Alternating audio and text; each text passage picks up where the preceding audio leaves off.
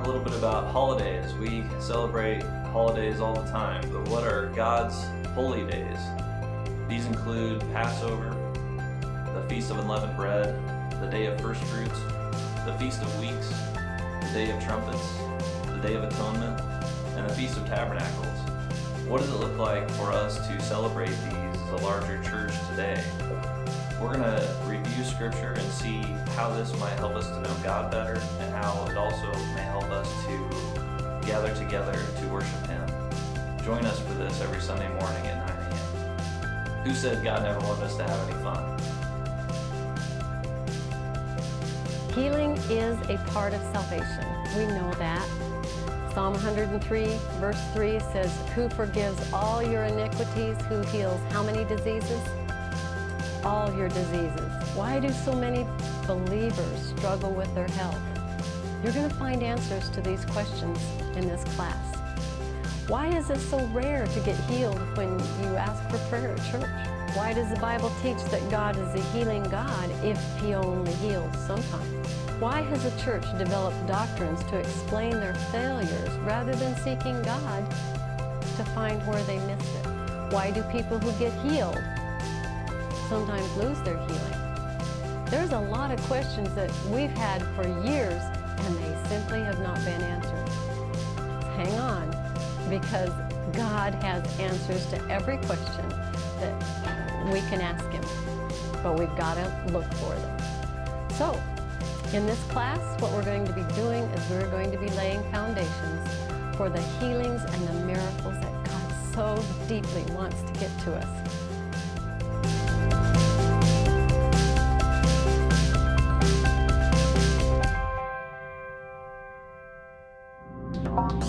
You are about to take what could well be the most important tour of your life. It's going to be a worldview tour. We are going to turn and gaze upon the face of God. What should we hear? What should we see? You are going to be amazed.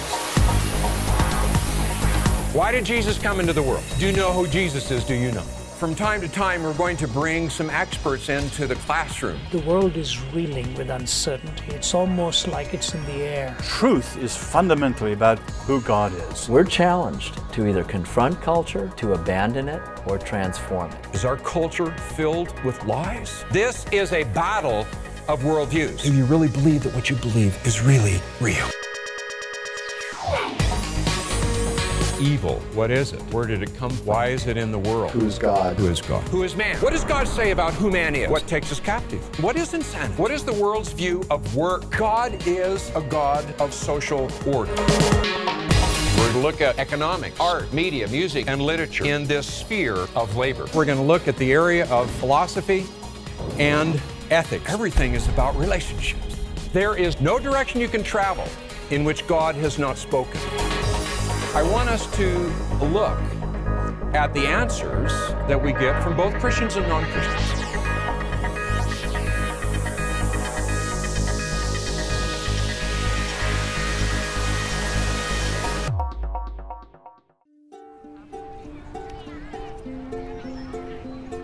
This is the story of love.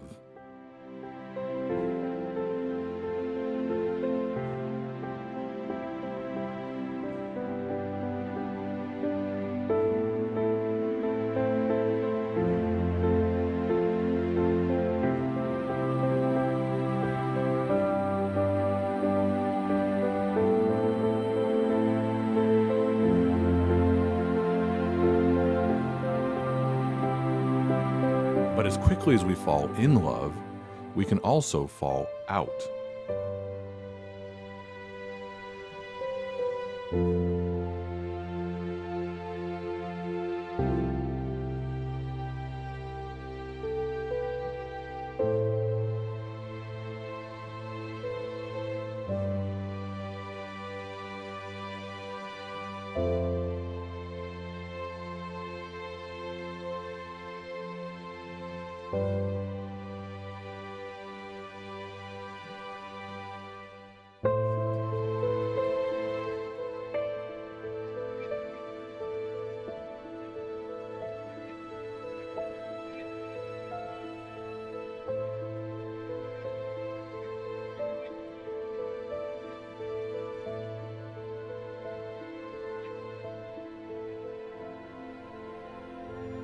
says, they two shall become one flesh. Selfishness is the greatest sin that threatens marriage, because selfishness says, I won't sacrifice.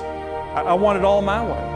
I want the marriage all to be my way. I want my needs to get met. I don't care about your needs. I only care about my needs. The only way that two things can become one is when both things sacrifice to become one. Jesus says, none of you can become my disciple unless you give up